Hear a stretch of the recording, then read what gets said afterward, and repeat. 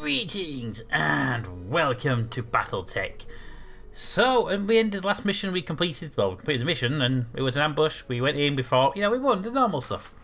But we actually had two new missions to go and deal with. Well, one of them was new. We have the Proof of Burden, where we have to go and help out a friend, or priority mission, our creditor, the person who bailed us out, the what would she be, the princess? She's not the queen, and she's not she wasn't the president or whatever it is, because she didn't get actually sworn in. So would princess be the right term? I don't know. I'll have to look back on that. But anyway, this contract is from them, and they've said, hey, we need to fight against the directorate, and we'll get more when we get there. It's 33 days travel. So now, before we head off there and go and do the travel, let's have a quick chat with the crew. Let's see how the crew's doing, because we haven't checked on the crew in a little while. So let's start with Sumi. Sumi, how you doing? Service, Commander. You did good work back on the Axel. If you hadn't gotten Dr. Madrid and the crew down safely, none of us would have made it off that rock. Just doing my job, Commander. You MechWarriors are the ones who take all the real risks. Actually, take that back. This job puts us all at risk. You know what we're talking about? The Pirate Point. So the Pirate Point is that just the mission? Non-standard jump points that exist inside the system's proximity limit.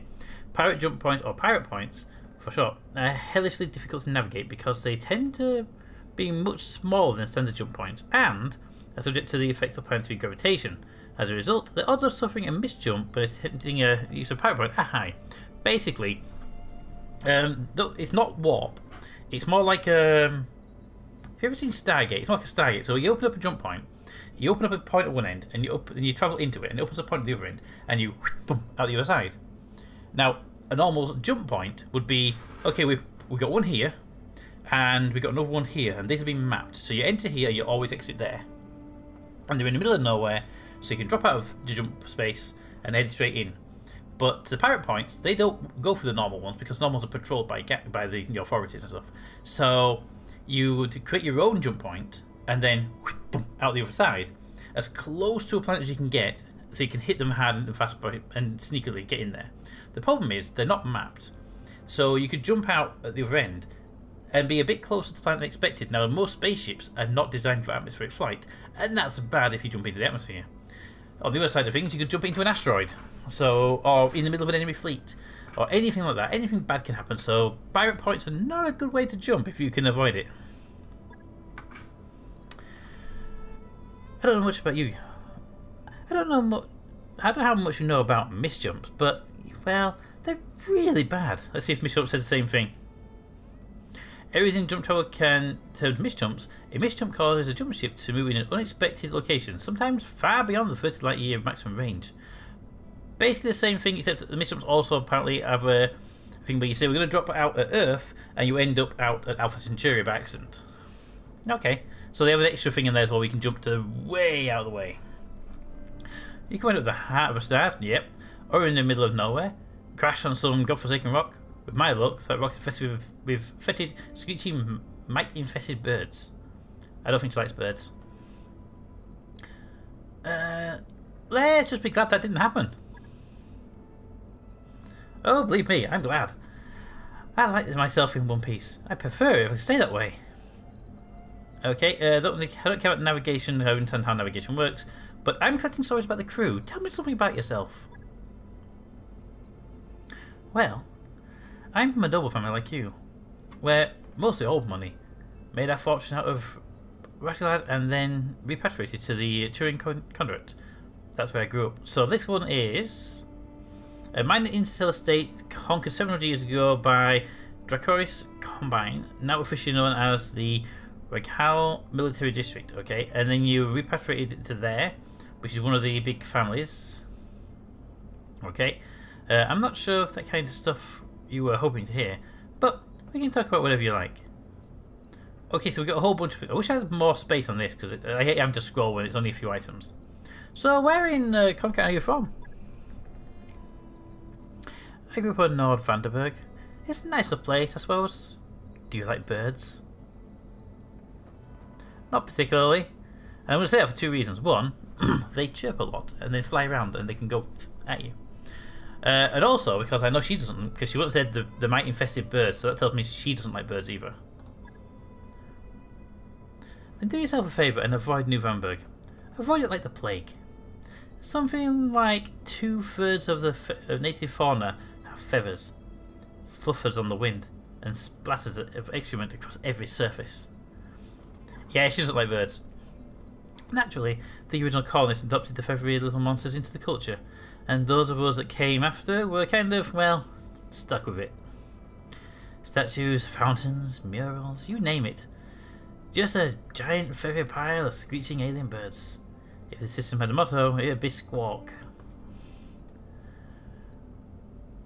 I kept the picture. It sure as hell ain't cute. You sure? Because I could keep going. I hate birds, is what I'm saying. That may be unpopular opinion for a pilot, but I'll stand by it until the day I die. I agree with you on the birds. If I grew up on a planet full of birds like that, I'd probably hate them too. So where'd you learn to pilot a leopard anyway? Thorian Naval Institute on New Vanberg, well, among other places, is a big campus. The low-gravity training station orbiting Lompak was my second home for a time. TNI flight training is usually open to civilians, but my parents had good credit back then, and they could name drop Protectorate Karen. That'll get you pretty far in contract for a while anyway. So this would be born 2984. Thomas Calderon succeeded his mother Zara Calderon as protector of the Turum Condor. Okay, so basically you a bigwig. Good to know. The other cadets in my class weren't especially happy sharing air with a civvy, but they couldn't say much. I was nobility and they weren't. Everyone sort of kept me at arm's length, so I had plenty of time to concentrate on my studies. Well, they're asses, aren't they? You're a damn good pilot. I got my certification in both dropship and jump ship operations in 4 years. I even tried working on a commercial jump crew for a while, once upon a time. The people were fun, but it wasn't for me. The ratio of flying to violent jump sickness skewed hard in the wrong direction. Well, that sounds fun for somebody who's a pilot. So, what can you tell me about House Maya? You're looking at it. My parents are both gone. Blood cancer and heart disease, respectively. Both treatable, but they were out of money at that point, so into the ground they went. Ditto with my brother David, who ran off to serve the Third Succession War and never came back. That's a tough break. It is what it is. To be perfectly honest, I was never really that close to him anyway. David was 13 years older than me and had a foot out the door before I even turned 3. And my parents, well, they raised me to be by proxy, in the traditional noble fashion. There was no real bond there, even when I was young. None of this is to say my folks were bad people. They weren't. They were just doing what they knew. They were bringing us to the top source, just like mine was. Doesn't mean they're not asses then. So your family came from Rasalag. It was a long time ago, but yeah. As my parents told it, we were landowners of Pomme de Terre. It's an agricultural world, sort of the breadbasket of the Dragons Combine. And yes, I know that Pomme de Terre means potato. My ancestors came from the planet Potato. It took some time for me to accept that, but hey, here we are. You came from the planet Potato. Anyway, moving on. House Mayor's holdings were meagre, but the value of the land was astronomical. For minor nobility, we were very wealthy. And then the Third Succession War broke out, and the political rhetoric got ugly. House Mayor didn't want a single part of what was happening, so my ancestors emptied their accounts and ran. Alright, thank you for sharing. It's been very nice. As a rule, House Kura takes a very dim view of nobles who cut them run. Words like traitor and defector start going around in the Combine. You really don't want to be on the receiving end of allegations like that. I wouldn't be standing here today if House Calderon hadn't gone to my ancestors' asylum in the Congrate. In all likelihood, House Mayor would have been wiped out before I was even born. Well, I'm glad it wasn't, so, you know. Okay, get back to it. I'll see you later. Good day, Commander. Thanks for sharing. Right, that's a summary. So we now have Yang, Darius, and that is it. So we're going to talk to Yang and then we'll get on our mission. Yang, yang, yang, yang, yang, yang. Hey, Yangi, how you doing? Let's talk about our new employer. Lady Arano, yeah. Look, I know you got way back. You had the same teacher and all that. Hell, you were working for her the day of the coup. If you hadn't been doing that, you never would have joined this crew. But I'm not sure I trust Lady Anna. Or Lord Maria. I don't know, maybe I am leaping to judgment. I like having money, so I am hopeful that. There's just something about the idea of working for yet another shadowy aristocrat power player that I don't like. For what it's worth though, I hope she proves me wrong. I hope she does too. I like the idea of reclaiming the throne and putting the place back to peace again. Tell me about yourself, mate. Tell me about yourself. Hey, go on. How are you doing? Well, that's a long story, boss. Shortest version I can give you, I signed up after my term in the First Secession War, fighting the Captain Confederation. If you want to know more, you can ask whatever you want. Otherwise, I'll get back to taking shot. So, where were you from originally, my friend? Brent, in the Confederation. You may have heard of the claim to fame. Cowardly lizard cow. No, well, trust me, they're delicious. What is it anyway? An edible reptile. Oh, what? Within cow, I thought you know. It's a lizard cow. I think is it? Okay. The meat of the lizard is considered a delicacy and is one of Brent's few planned for exports. So you basically put it on a meat farm.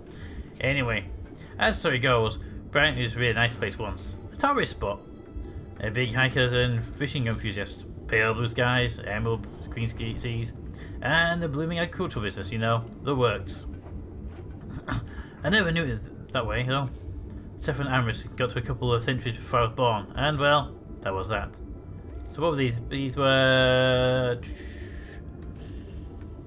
Okay, so this is just basically they turned it into another world. They terraformed and messed with it, something like that.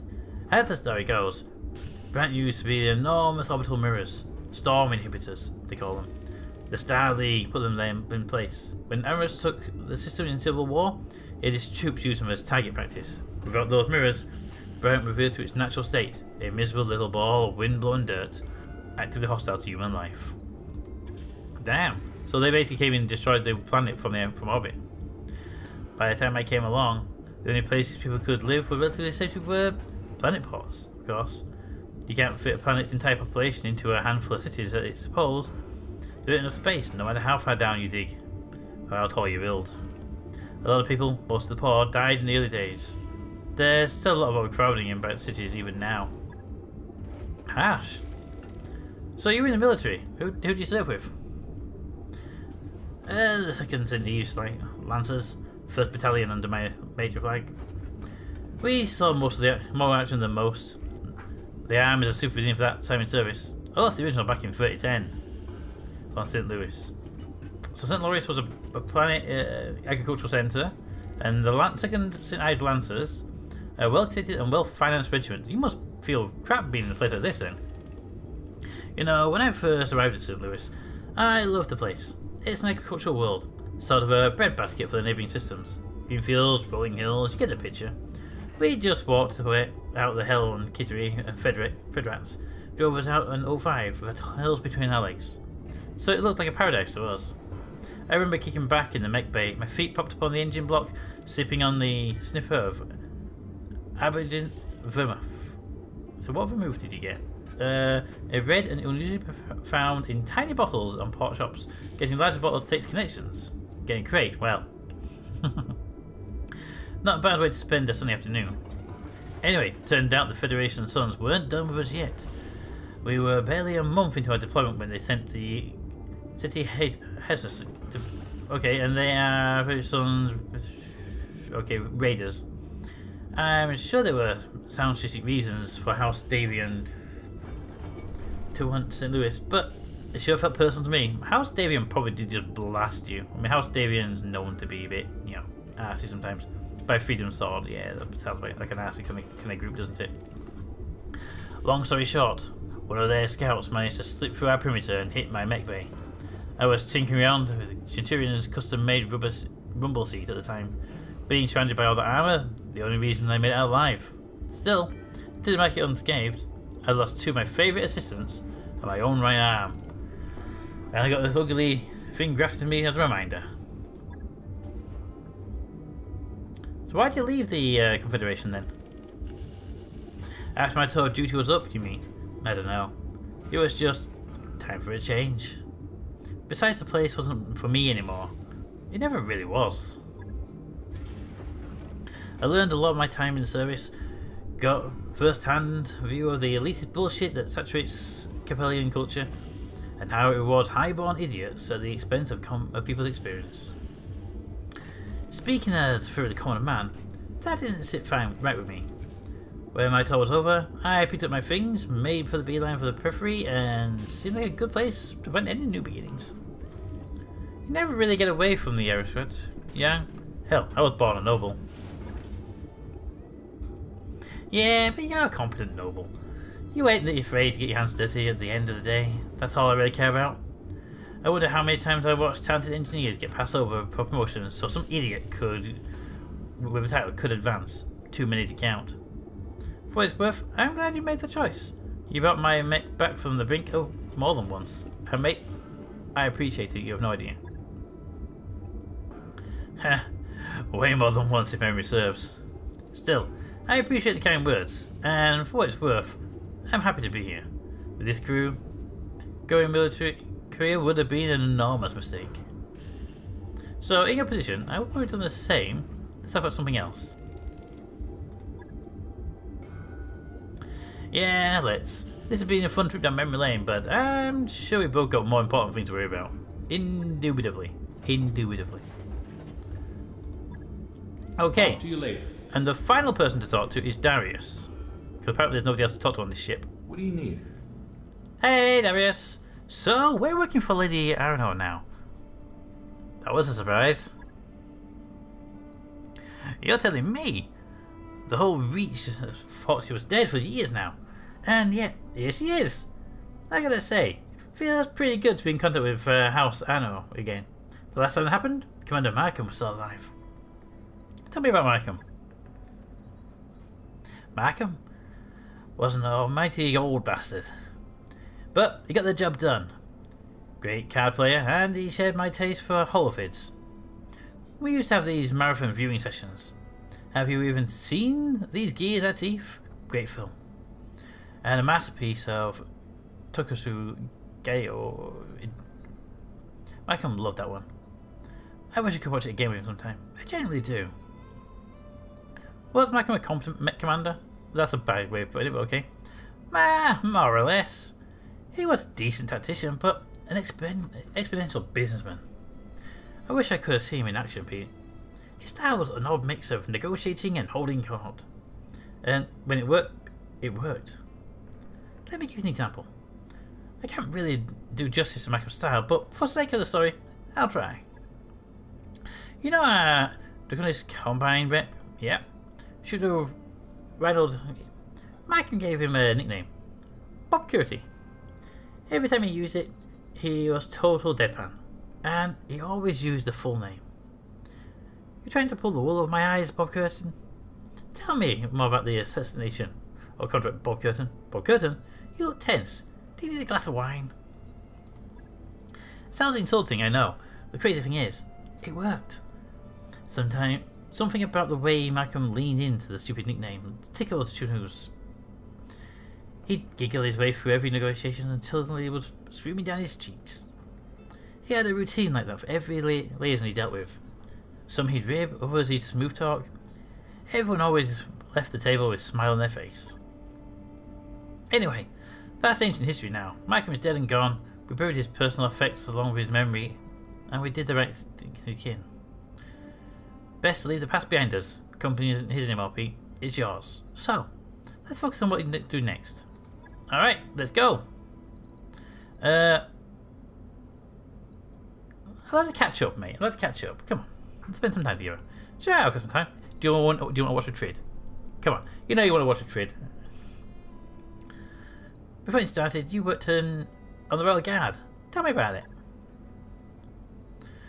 It was more like just a deployment. It was a full campaign. High Lord Tammy gave us a job back in 19. We were supposed to be assisting the Royal Guard and round up the pirate clan Feudal. Are they just a pirate gang? Okay, yeah. Commander Markham thought I'd be easy money. Turned out to be anything but. We lost a dozen MechWarriors in 3 months to the Fidget campaign. Had to hose them off the cockpits. Ouch. Would have been more if it wasn't for Sid Raju. He saved our people's asses more than one occasion.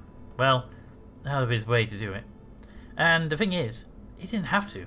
We weren't under his protection. We were hired help. What about you? Where are you from, mate? I grew up on Lessons Heights.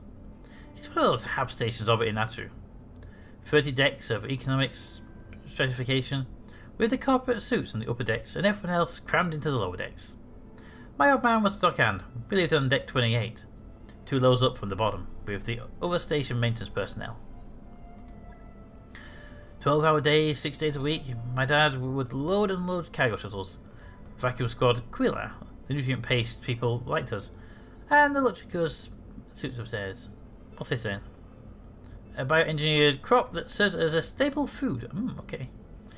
The old man must have unloaded 1,000 cases of eel roe plump, succulent eggs the size of melon balls. Never got to taste any though. Anyone who's would cost him half a year's weight. So basically, if you touch one, you're dead. Got it. Anyway, Pete, I don't want to saddle you with my life story.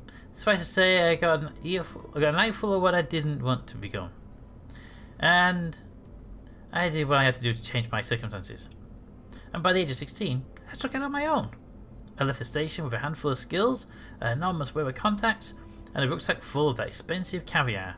And once I made it off of Natural Heights, I never looked back. I like the fact you stole the caviar. That's just brilliant. You just went, you know what? I'm out of here. I'm taking this with me. Okay, and that's done. Catch you later, Commander. So we are done with the chatting, the talking, the confusions. Wasn't confusions. Shush. So we're now going to go to our contacts and set a course for our mission. Priority mission: travel. Calculating course now, Commander. Engage. Jump drive. Are we going to a jump ship, or are we actually like doing a pirate jump? Because I'm feeling we should do a jump ship. You know, on the grounds of don't want to die, right? Does that make sense? Yeah, good, a jump ship. Jeez, that last jump, we almost hit the planet. I wish the docking pods were a bit more, you know, useful. Alright, the last cup. On your way to Leopold's galley, you went into Surrey heading the same way. Commander, it's been a long week. I know I can make more hours of the day, but can I make more coffee? When you enter the Count Cali, you find Spider Monkey and Decker in a tense standoff in front of the nearby empty coffee pot. Spider Monkey sees you. Commander, this is the last of the coffee. Expo says we won't have any more until the next resupply run. Well, I can take the coffee for myself. I said, look, I'm the one in charge. Give it to me. But no, I'm going to say, look, you two, you're hardworking MechWarriors. Split the damn thing. Share it. You're teammates. Exasperated, you squeeze your way past into the galley.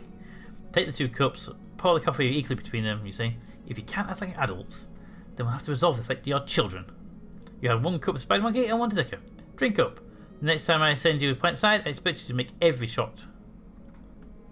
After they leave, Summer sighs and stares at the empty pot. That better have been worth it. Now excuse me while I go and discuss shopping priorities with Darius. See, now I could have given it to somebody else. In real life, I'd have given it to, I would have actually given it to Sumri. Where they're going, hey, you're not fighting with them. Spider Monkey has gained the following tag for the days. High spirits. Nice. Decker has gained the following tag for high spirits. Okay, so they've both got it. And Decker lost the following tag low spirits. Yes, we've got Decker back off of low spirits. That's good for targeting things. Alright, keep on going. We got some cash in the bank. What can we? Anything we could buy? We need to buy. I don't want to buy any mechs because we don't actually need a mech right now. Don't need heat sinks or jump jets. You know, what we could do with some. We could do with some stuff here. Well, we can't do it all transit anyway. Okay, well let's get back to the ship and continue this. Make yourself comfortable. Continue our journey to the far side, shall we? Engage, jump.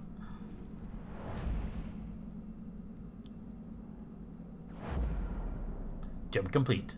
Alright, let's go sublight. Are we doing another jump?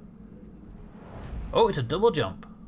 Or a quadruple jump. Or a million jump. It's a jump nonetheless. We're going for another jump. Financial report. Financial report. We have 1.7 million in the bank. We are good at the moment. We just need to get these missions done so we can get some money coming in. Alright, so we should keep everything as it is right now. For this month, I think we don't change it this month. We check next month. We go for a modifier effect. Continue the journey.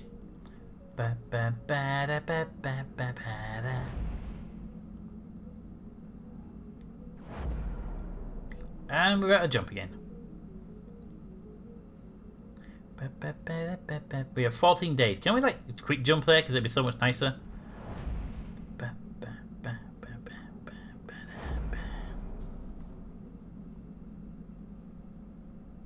Yay! We've arrived in the solar system. Take us in.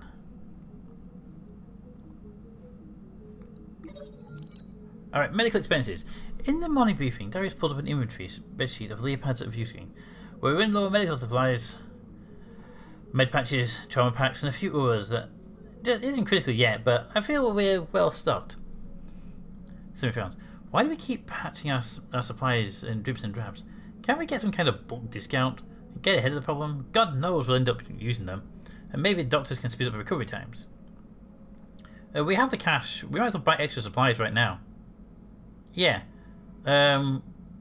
We could do the special discounts. No. We actually have the cash. Let's use it while we have it.